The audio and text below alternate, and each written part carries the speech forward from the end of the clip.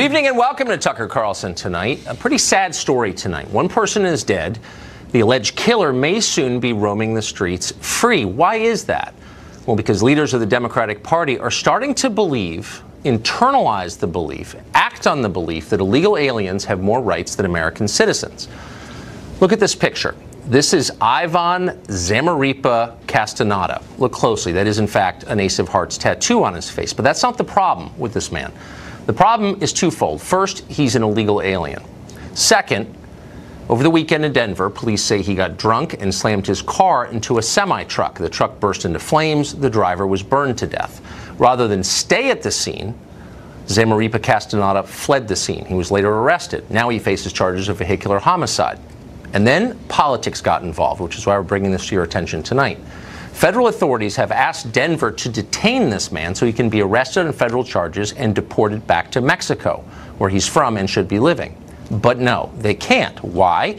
Because Denver is a sanctuary city, and that means that Democratic politicians there are committed to protecting the accused killer, even if it means he'll soon be loose in downtown Denver, and he may be. As soon as he posts a $25,000 bond, he will be free to go until his next court date. That's assuming he bothers to show up in court. And by the way, why would he? He snuck into this country. He's going to go to court? Probably not. When Democrats say they're committed to protecting undocumented immigrants, this is who they're talking about. They believe illegal aliens accused of murder deserve to be protected from you more than you deserve to be protected from them. They care more about Ivan Zamaripa Castaneda than they care about you. They'll ignore and undermine federal law on his behalf. Would they do that for you? I don't think so. Attorney General Jeff Sessions has filed suit to stop insanity like this. The Department of Justice has sued the state of California. It's a sanctuary state that has explicitly announced it will punish citizens there for cooperating with the federal government in the pursuit of enforcing immigration law. Democrats in California are outraged by what the Attorney General has done. They're calling him the real criminal. Watch. What Jeff Sessions said is simply not true. And I call upon him to apologize to the people of California, to bringing the mendacity of Washington to California and trying to insert discord and division. How dare you vilify members of our community by trying to frighten the American public into thinking that all undocumented residents are dangerous criminals? How dare you?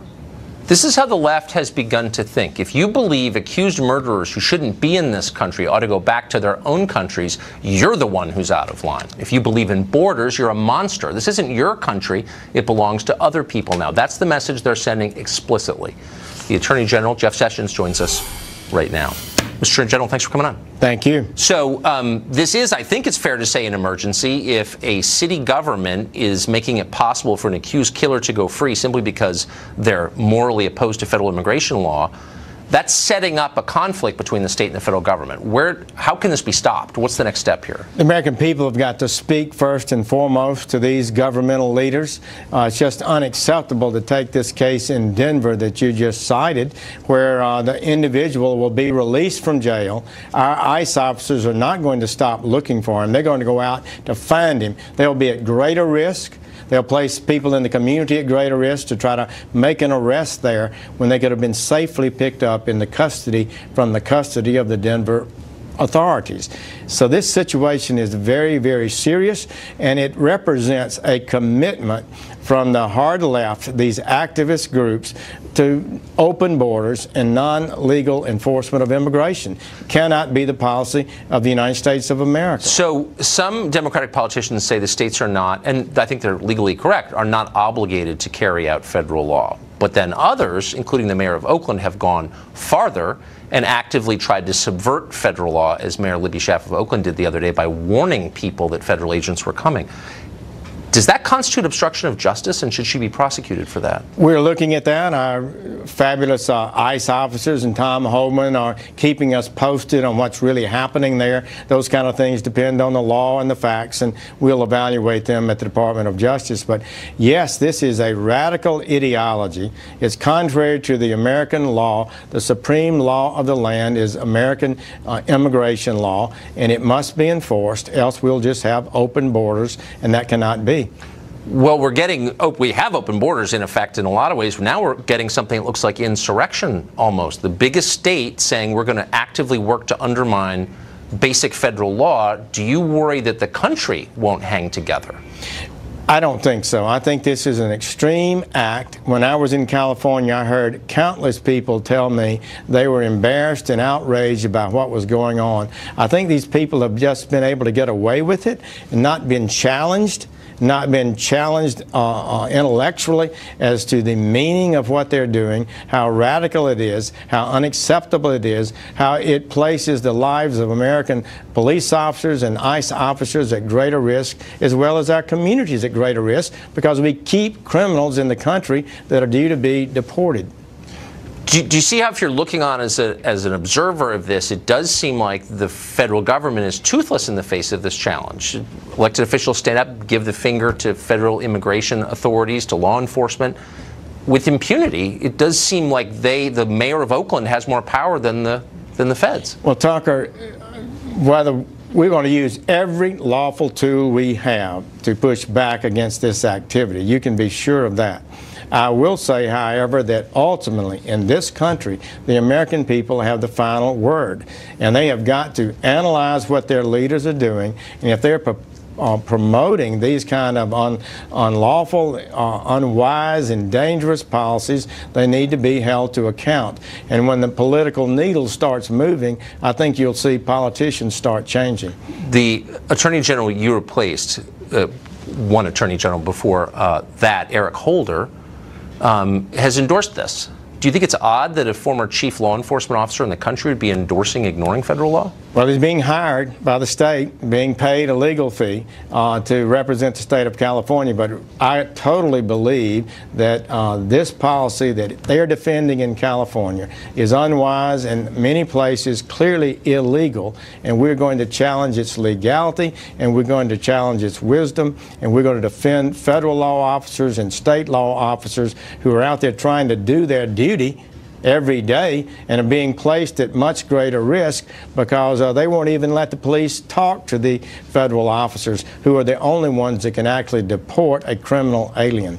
So just to switch gears, I think a lot of people, certainly I think a lot of our viewers, have lost confidence in law enforcement and intelligence gathering agencies in this country because they think they've been used for political purposes to spy on Americans without real cause. And Carter Page, I think, would be at the top of that list. Don't you think it would go a long way to restoring public confidence in those agencies if the rest of us had some sense of the basis upon which the FISA warrants were gotten for spying on Carter Page? It is our responsibility, and I think my responsibility, to ensure that the FISA process is carried out professionally, properly, lawfully, and with integrity. I intend to do that.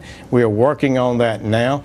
Our Office of Inspector General has almost 500 employees, investigators, and prosecutors, and they're going to work on this and get to the bottom of it. But could we see, I mean, because there's so much lying about this, from partisan lying, maybe from both sides, I know from one, about why the court granted the government the right to spy on this American citizen. Wouldn't it just dispel all the myths and the conspiracies if we could see, redacted of course, but if we could see the basis for it? Well, we've never produced publicly the FISA warrants, but I have to tell you, Tucker, we've produced more documents, in this case more information to the Congress and to the public than I think any Attorney General's office in history has. We're going to go as far as we can go to make things public, and we're going to ensure. So you don't think we need a special prosecutor to look into this? Well, we're going to get to the bottom of it. It could be one day that a special prosecutor would be required, but we're going to look at this both with attorneys and within the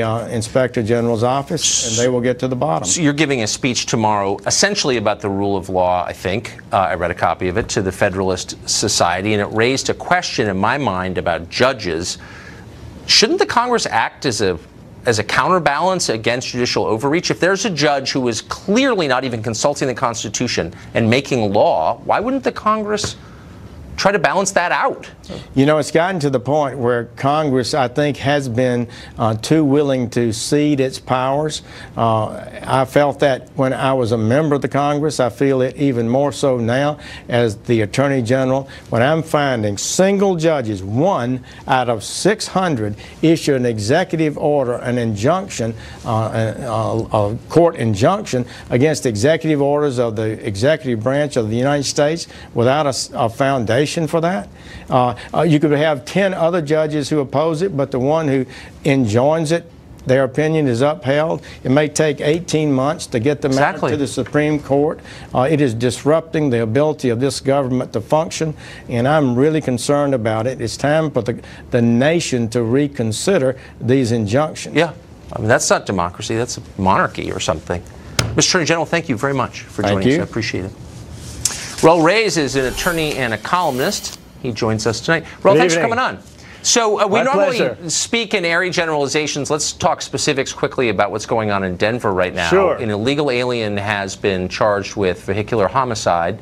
The feds say he's broken federal immigration law. We want to take custody of him. And for ideological reasons, the city is saying, no, if he posts 25 grand bail, he's going to walk free. Hard to see how anybody could support something like that. Why wouldn't we deport someone who's been credibly accused of murder?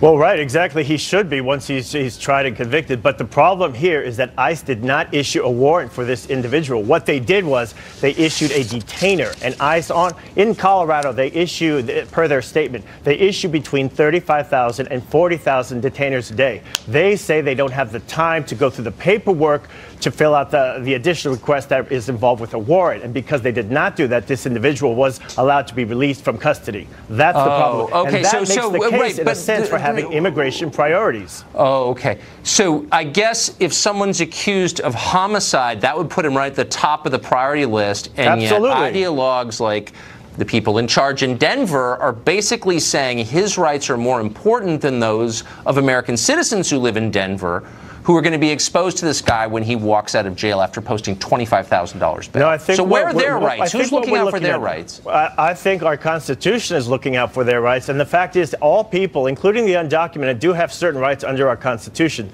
The reason that the law enforcement authorities in Denver did not detain this individual because there are court rulings in the Supreme Court and the lower courts, most specifically, I think recently the Mendoza case, that says these local jurisdictions will be at risk of liability for double jeopardy if they hold someone for a second time. So let me just say, so are you actually honor warrants? They do not honor detainers. You know, that's it's as we both know, and I just want our audience to know that what you're saying is disingenuous. It has nothing to do with their fealty to Supreme Court decisions. Those are a joke to the left, as you know. Are you actually arguing that the federal government has no right to take someone into custody when they know for a fact that he is breaking federal immigration law? He's not supposed to be here. He's an illegal alien, and they don't have a right to detain him. Is that what you're saying? The federal government has the right to take people into custody provided they follow the proper procedure prescribed by the statute. And the statute in this instance requires that they fill out the forms for a warrant, which should be either issued by a judge or a criminal warrant, which can be sworn out. They did not do that. They only issued the detainer, and that's why he was released. Yeah. This has been, you're wrong, let me just say that. This has been going on for a long time in precisely the way that I described has now been thwarted by politically ambitious politicians who want votes, as you know. But let me just step 3 steps back and ask you. But this policy is actually based on court rulings, not ideology of politicians. It's based on court rulings that these local law enforcement officials are following because they don't want the financial liability. Does it bother you that a guy credibly accused of homicide is going to walk out when he shouldn't have been here in the first place? Sure. Okay. But I also trust that local law enforcement, that they are following the processes prescribed by law. In this case, the Denver police, and they do not want to face lawsuits from these different individuals. Lawsuits. Okay, so how about doing the right thing? So if advocacy groups, and most importantly, they don't want to be sued by other authorities for not complying with federal law. So let me say this. Why wouldn't the Denver Sheriff's Department call ICE and say, by the way, he's getting out now, he's walking out the front door, grab him, which they're allowed to do? They are allowed to do that, but they do not do it because ICE did not issue a warrant. They don't need to. Hold on. ICE does not. Slow down. That's not true. There's no difference. ICE does not need a warrant to pick that guy up off the street. Sorry, you're wrong. So why Tucker, wouldn't the Denver... We're talking about two separate different things. You are correct. ICE does not need a warrant to pick someone else. They do not. I know I'm correct. Right, so that's why I'm asking you a very simple question. When they're getting the local law enforcement to hold someone beyond the prescribed term. Okay. In this case, that's the exact circumstances. Let me just ask one last question, and then I'll let you go. If you really cared about the safety of American citizens in Denver, which the left demonstrably doesn't care about, but let's say you just did for the sake of argument. Let's say you were continuing to pretend you cared. Why wouldn't you, if you're the Denver Sheriff's Office, the second call them and say, this guy's leaving at this hour, be waiting for him? Why wouldn't they do that? What's the answer? They're not going to get sued for that. Because as ICE itself has said, they are issuing on a daily basis, a weekly basis, between 35 and 40,000 of these detainers. I'm not talking about 35. I'm talking about this guy, the guy charged with homicide. Why wouldn't they do it in this specific case? Will Denver do that? Why wouldn't they? The reason they did not was because, again, ICE did not make him a priority by failing to get the warrant for him. Because they did not get the warrant, the local law enforcement did not take it seriously. The local law enforcement does need a warrant in order to hold him. You know what they need? That's based on the Mendoza case and multiple local legal rulings. I just explained how they could do it. They're not doing it because they don't care. That's the truth, and you know it. Raul, thank you. Thank you, sir. We've got a Fox News alert for you. A hostage situation taking place at the nation's largest veterans home. Shots were fired this morning at the home in Yountville, California. 3 hostages were taken. Police have locked down the facility. They're attempting to negotiate at this hour with the attacker.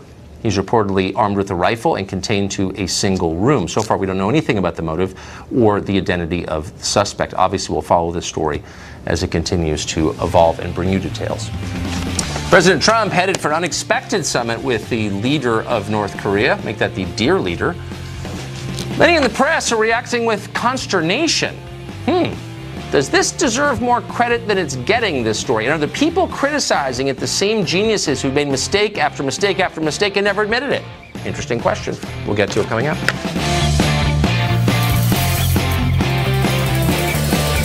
The unexpected twist, the president's decision to ridicule the leader of North Korea as Little Rocket Man, turns out to be kind of working out. North Korea has proposed a face-to-face meeting between the two leaders. If it happens, it'll be the first ever summit between a sitting American president and a dictator from North Korea. In response, a lot of our foreign policy geniuses melted down. I think, frankly, it's a dangerous gamble and a bad idea. And in some ways, I can't believe I'm saying that, because for years I've been arguing that we need to have direct talks between the U.S. and North Korea. I'm in the more of the you must be kidding camp. We've just given Kim Jong-un something for nothing. It was a breathtaking gamble, according to one report. Do you agree? I do. It is a roll of the nuclear dice. Philippe Reines is a former advisor to Hillary Clinton and former Deputy Assistant Secretary of State, and he joins us tonight. Philippe, thanks for coming on. No, thank you for having me. So I'll just be totally honest, because why not? I have no idea what this will lead to, if anything. You could see it going wrong. You could see it taking unexpected and positive directions. Like, who knows? What I know for certain is that almost everybody you just saw on TV is dumb, has a long track record of terrible One of them was decisions. my best friend, actually. Yeah, I'm sure, but... Every one of those people has advocated foreign policy positions that have been a disaster for the United States repeatedly, and they're never called to account. So I guess the fact that this was unexpected yesterday shouldn't have surprised us. Why are we still listening to these people? Well, I think it was surprising everybody, and I think President Trump definitely has an I told you so in him, but I think he has a fair number of people who work for him to say I told you so too. I don't think Secretary of Defense Mattis or Secretary of State Tillerson saw this coming. I think you're right. Or thought that the language last year, the tweets, were a good thing. So what he did instinctively on his own, to the extent that the establishment got it wrong, if they got it wrong, we'll see, but it's not partisan. I mean, people just... I totally agree with you. I absolutely agree with you. And I happen to... I've always thought, when I worked for the Obama administration, I hated the way we handled North Korea. I hated the way Bush did. It was always treating them like they deserved to be treated as an equal. I thought we should just ignore them. You know? Right. I at one point wanted to say, if you can't launch a rocket that doesn't reach, the outer atmosphere, we're not going to talk about you. But President Trump, he inherited something a little different. He inherited North Korea at a time when they've been harder to ignore. They have clearly made technological advances, both in their missiles and their bomb stuff. And he, 6 months ago, I would have told you that if we weren't alive in a year, North Korea would have something to do with it, and President Trump's bellicose language. Well, a lot of people felt that way, and to be fair, and I just want to be honest, you're right. A lot of people at his own State Department, the president's own State Department, would have agreed with you after 2 drinks in private, for sure. So maybe the lesson of all of this is that you don't necessarily need to insult foreign leaders, even evil ones, but maybe you need to think a little more broadly. What we've been doing isn't working, and nobody in Washington is willing to acknowledge that because they're implicated in past bad decisions. Well, so shouldn't we go forward with a maybe more open mind? We should, and frankly, I don't know anyone was surprised that he agreed to a meeting and agreed to it fast. I mean, to the extent that our diplomacy is slow and plodding and doesn't work, right, might as well blow it up. We could be sitting here in 6 months and having a conversation about how this was an absolute debacle. And, you spent a lot of time focusing on immigration, and there have been times in the last months where you have not liked what the president said on immigration. True. That the Republican Party has not liked what they hear from him, including on TV. Yeah. And this is going to be pretty similar. I mean, not that it'll be on TV, although let's all hope it will be. But there are a lot of stakeholders here. For America, we're all one at this point, because if Kim does something crazy, he's going to blow us up, irrespective of what party we're part of. But you have the South Koreans, you have the Japanese, you have the Chinese, and I know you're always very interested in the Chinese. This is a problem. If he goes in there and he says, I'm a great deal maker, you really have to look at what deals he's made in his life. He tends to overpay. Well, this is... And if he overpays for this deal, then someone's going to suffer. And it's probably going to be someone other than us. But Kim Jong-un is not nuts. No, I agree. This is complex. But what we know is that previous strategies failed, which is why we're here in the first place. So I have an open mind. Philippe, thank you. No, thank you for being honest about that. I appreciate it. Newly released radio transmissions from the Parkland shooting show more bungling by the people who are supposed to be coming to the aid of those 17 who were murdered. Will anybody be held accountable for that? The head of the Broward County Police Union joins us next.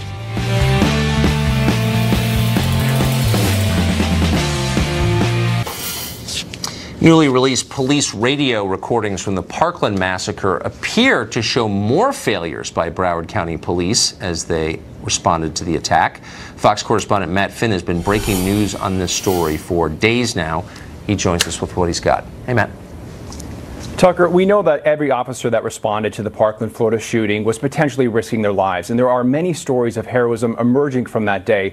However, newly released dispatch recordings seem to confirm what we have been reporting right here on this show, and that is that the commanding officer and some of the first responders focused on blocking traffic and setting up a perimeter instead of rushing in to kill the shooter, which is what they're trained to do.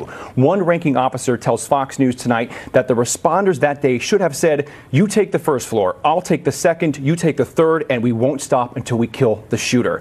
In a portion of the audio you are about to hear, a male voice believed to be the disgraced school resource officer identifies what school building he thinks the shots are coming from and then commands officers to stay away from that building. Noteworthy that this goes against his initial statement that he didn't go in the school because he didn't know where the shots were coming from. You're also going to hear a female voice of the commanding officer. Her two audible commands about a perimeter, not killing the shooter.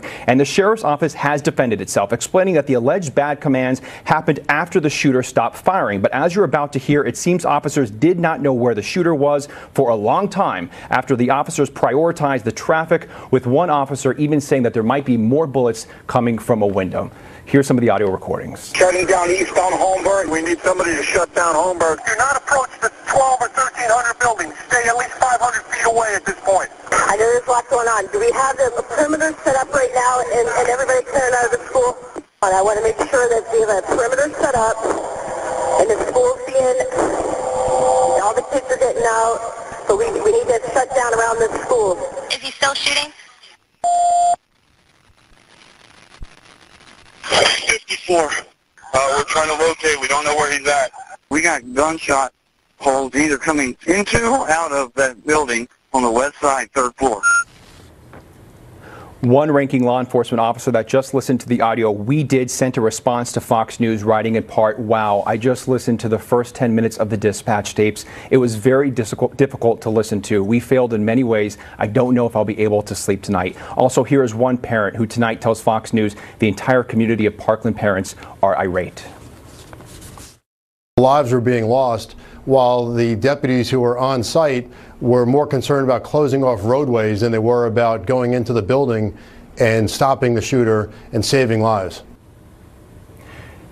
Today, Florida's Republican Governor Rick Scott approved new legislation that would require anyone purchasing a gun in the state to be 21 years old, and the NRA immediately filed a lawsuit. Tucker. Thanks, Matt. Appreciate it. Jeff Brando is the president of the Broward County Police Benevolent Association, and he joins us tonight. Jeff, thanks a lot for coming on. You heard Matt Finn read the email he received from an officer, you probably know the person, saying he was in effect heartbroken to hear that tape. What was your reaction to it? Well, I listened to the tapes, and I'm also in receipt of a chronology of events that came out from the Broward Sheriff's Office with 4 different sources: the video, Coral Springs Fire, Coral Springs Police, and BSO Dispatch. How did this happen? I don't understand how authorities with firearms on the scene never entered the building while people were being murdered. Do you? No, I can't explain that. Can you guess as to what might have happened? Have you ever seen anything like this before? No, I haven't, and I just don't understand where the one video has the school resource deputy at the administration building, then heading towards Building 12, and then taking up a position outside of Building 12. That's on the chronology of events, and it's also on the video. But it seems like at least some of these guys knew that there was shooting inside the building. So, you don't want to impugn people's motives, but other than cowardice, what would be the explanation for that? Well, I don't have an explanation for that person not going in. However, I could tell you that the Coral Springs Police Department, they were getting all the 911 calls were going to Coral Springs Fire. So if you're in the city of Parkland and you dial 911, it goes to Coral Springs Fire Dispatch, because they provide fire services and emergency services for the city of Parkland. So all the live intel was going to the Coral Springs police officers. And the chronology that I have shows that Coral Springs and Broward Sheriff's officers simultaneously entered the structure and started to clear it. Do you think it's a little weird that the sheriff of Broward County, now that we know that his department failed, is telling me that I need to surrender my gun rights? That's the lesson? I'm sorry, I'll say that again, I'm sorry. Why isn't the sheriff of Broward County being held accountable for this? I can't answer that. I would say that, the buck stops at the top, but I can't answer for the sheriff. Yeah, well, I hope he is. Thank you very much for joining us. Very welcome. Recently, we talked to Kathy Aru. She supported abolishing the word mailman. Now, some have decided we need to abolish all sexist language and make it a crime. She's going to join us next with her view of that. Stay tuned. Convicted of a dastardly crime, he's being ordered to pay almost $4,000. What did he do? He said something sexist, and Belgium has a law against that. It criminalizes phrases that, quote, express contempt for women. Now that law has been put to use for the first time. Kathy Aru is founding publisher of Catalina magazine.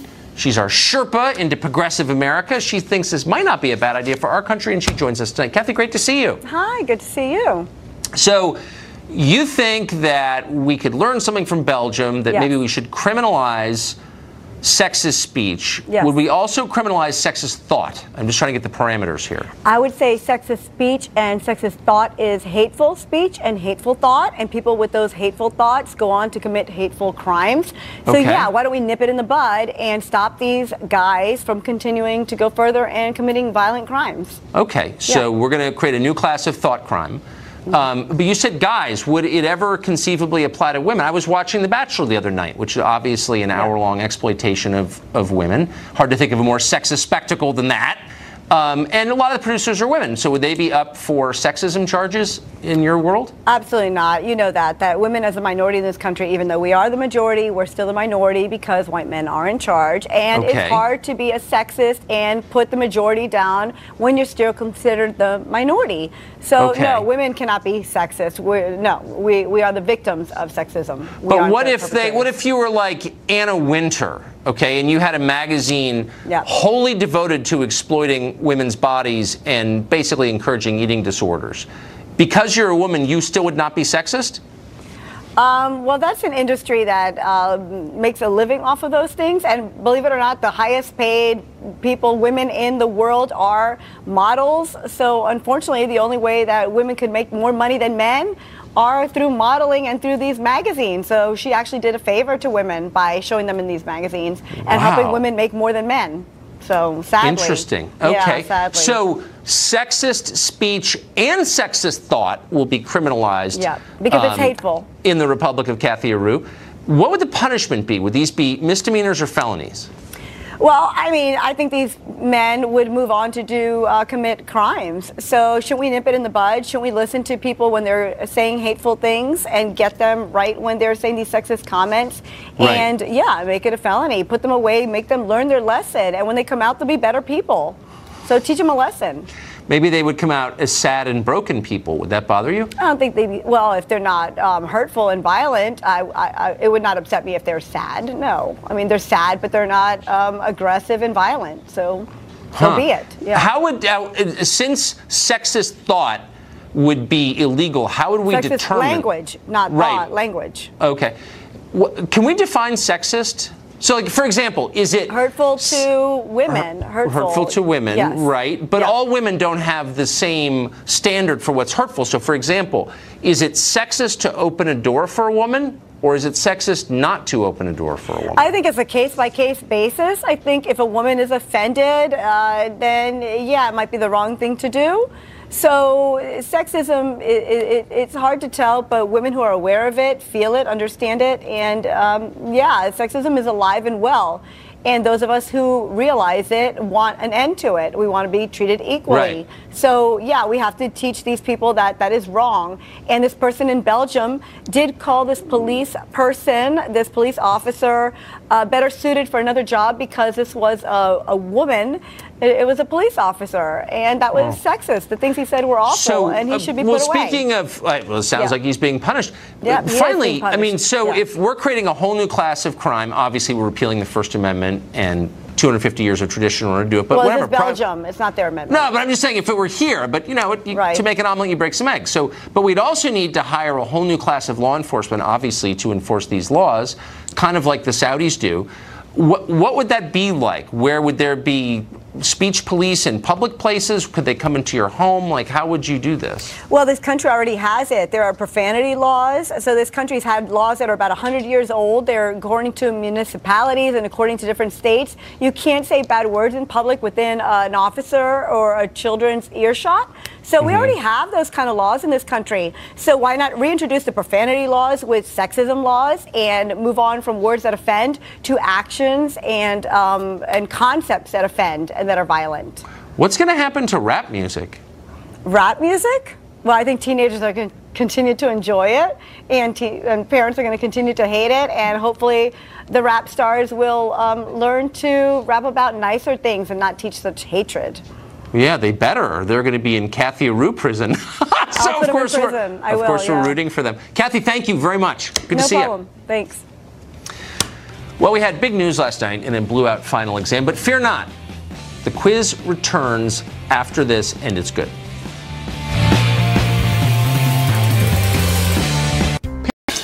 Final exam was canceled last night due to breaking news from North Korea, but we still held the competition because that's how we are. Here's what happened.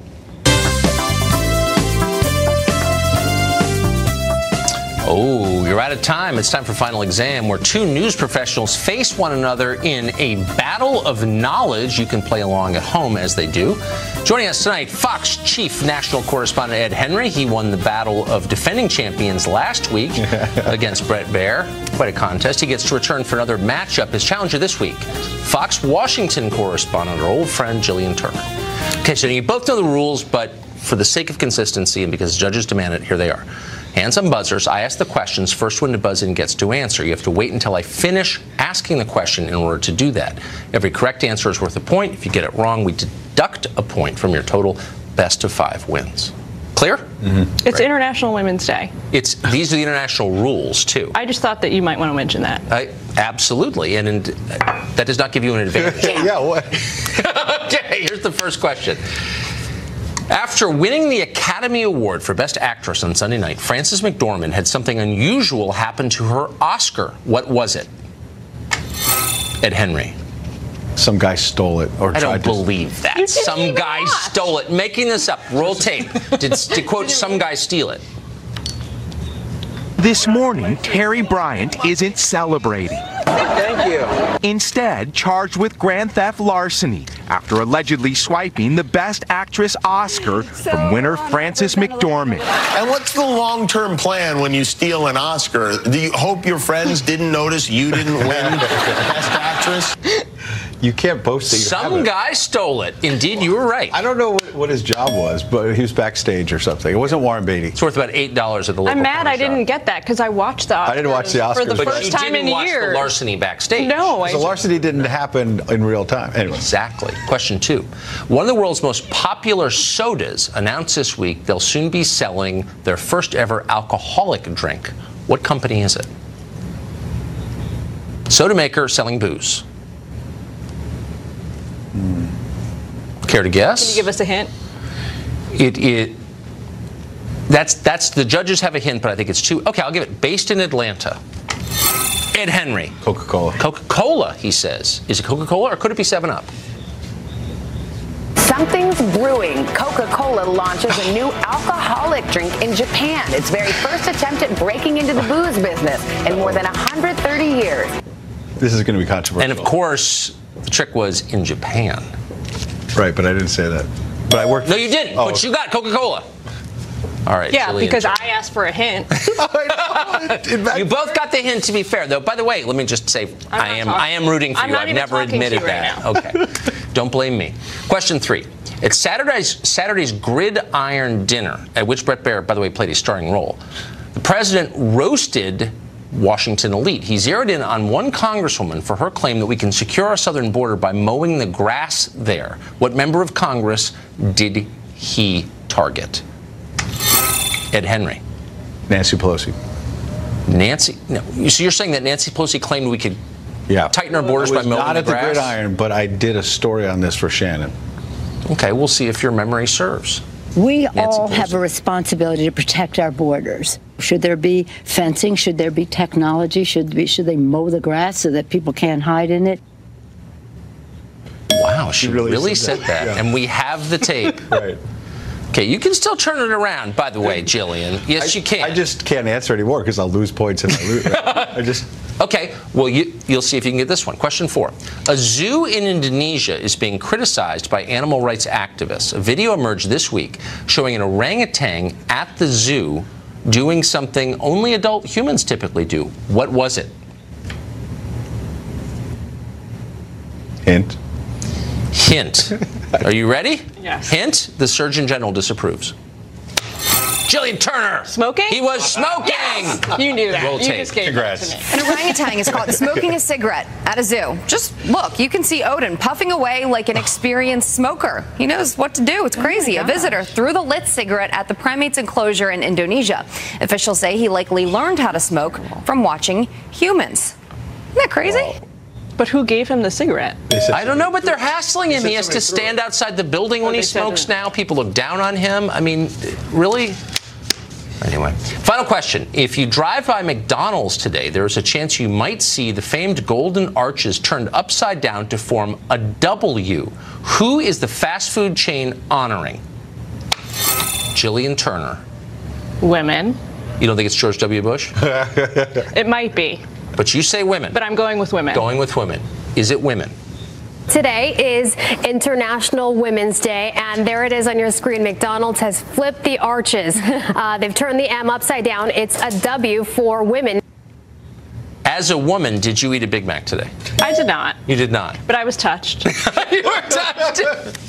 Wow. You know what? This is one of those games that had it gone on one more round, it might have been a little different.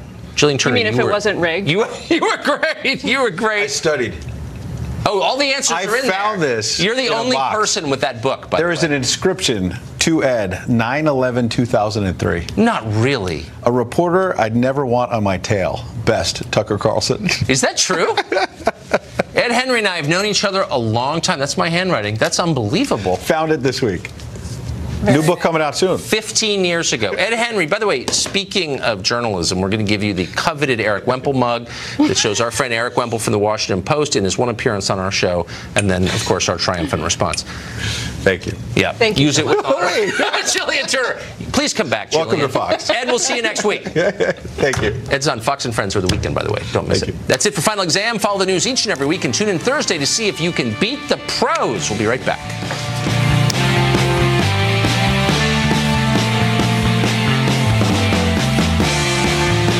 Mike and I are both veterans, both served in the Navy. Final Exam was canceled last night due to breaking news from North Korea, but we still held the competition because that's how we are. Here's what happened.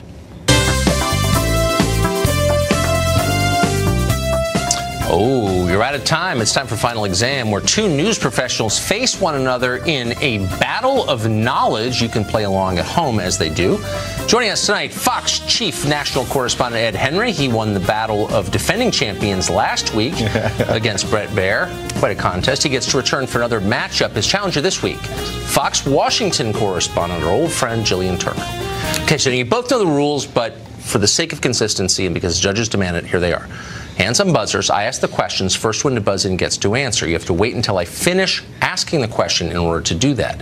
Every correct answer is worth a point. If you get it wrong, we deduct a point from your total. Best of 5 wins. Clear? Mm-hmm. It's International Women's Day. These are the international rules, too. I just thought that you might want to mention that. Absolutely. And that does not give you an advantage. Yeah, what? Okay, here's the first question. After winning the Academy Award for Best Actress on Sunday night, Frances McDormand had something unusual happen to her Oscar. What was it? Ed Henry.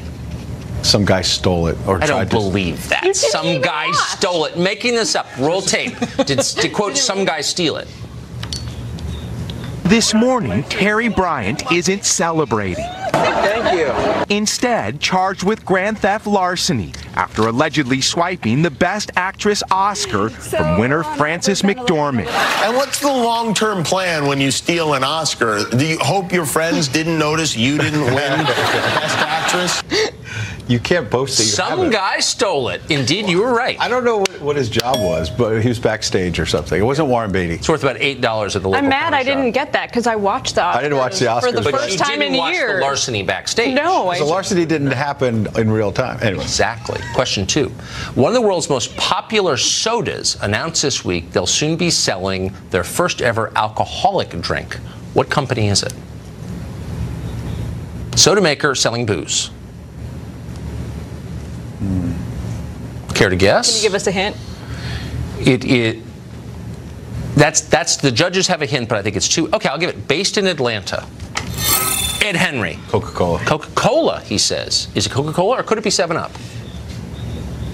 Something's brewing. Coca-Cola launches a new alcoholic drink in Japan. Its very first attempt at breaking into the booze business in more than 130 years. This is going to be controversial. And of course, the trick was in Japan. Right, but I didn't say that. But I worked. No, you didn't. Oh. But you got Coca-Cola. All right. Yeah, Jillian. because I asked for a hint. You both got the hint, to be fair, though. By the way, let me just say, I am rooting for you. I've never admitted that. Okay. Don't blame me. Question 3. At Saturday's Gridiron Dinner, at which Bret Baier, by the way, played a starring role, the president roasted Washington elite. He zeroed in on one congresswoman for her claim that we can secure our southern border by mowing the grass there. What member of Congress did he target? Ed Henry. Nancy Pelosi. Nancy? No. So you're saying that Nancy Pelosi claimed we could tighten our borders by mowing the grass? Not at the Gridiron, but I did a story on this for Shannon. Okay, we'll see if your memory serves. We all have a responsibility to protect our borders. Should there be fencing? Should there be technology? Should they mow the grass so that people can't hide in it? Wow, she really said that. Yeah. And we have the tape. Right. Okay, you can still turn it around, by the way, Jillian. Yes, you can. I just can't answer anymore because I'll lose points if I lose. I just. Okay, well, you'll see if you can get this one. Question 4. A zoo in Indonesia is being criticized by animal rights activists. A video emerged this week showing an orangutan at the zoo doing something only adult humans typically do. What was it? Hint. Hint. Are you ready? Yes. Hint, the Surgeon General disapproves. Jillian Turner. Smoking? He was smoking. Yes. You knew that. Roll You tape. just gave Congrats. that to me. An orangutan is caught smoking a cigarette at a zoo. Just look, you can see Odin puffing away like an experienced smoker. He knows what to do. It's crazy. A visitor threw the lit cigarette at the primates enclosure in Indonesia. Officials say he likely learned how to smoke from watching humans. Isn't that crazy? But who gave him the cigarette? I don't know, but they're hassling him. He has to stand outside the building when he smokes now. People look down on him. I mean, really? Anyway, final question. If you drive by McDonald's today, there's a chance you might see the famed golden arches turned upside down to form a W. Who is the fast food chain honoring? Jillian Turner. Women. You don't think it's George W. Bush? It might be. But you say women. But I'm going with women. Going with women. Is it women? Today is International Women's Day, and there it is on your screen. McDonald's has flipped the arches. They've turned the M upside down. It's a W for women. As a woman, did you eat a Big Mac today? I did not. You did not. But I was touched. You were touched. Wow. You know what? This is one of those games that had it gone on one more round, it might have been a little different. Jillian Turner, you mean if it wasn't rigged? You were great. You were great. I studied. Oh, all the answers are in there. I found this. You're the in a only box. person with that book, by the way. There is an inscription to Ed, 9/11/2003. Not really. A reporter I'd never want on my tail. Best, Tucker Carlson. Is that true? Ed Henry and I have known each other a long time. That's my handwriting. That's unbelievable. Found it this week. New book coming out soon. 15 years ago. Ed Henry, by the way, speaking of journalism, we're going to give you the coveted Eric Wemple mug that shows our friend Eric Wemple from the Washington Post in his one appearance on our show, and then, of course, our triumphant response. Thank you. Yeah. Thank you. Use it with honor. Jillian Turner. Please come back, Jillian. Welcome to Fox. Ed, we'll see you next week. Thank you. Ed's on Fox and Friends for the weekend, by the way. Don't miss it. That's it for Final Exam. Follow the news each and every week and tune in Thursday to see if you can beat the pros. We'll be right back.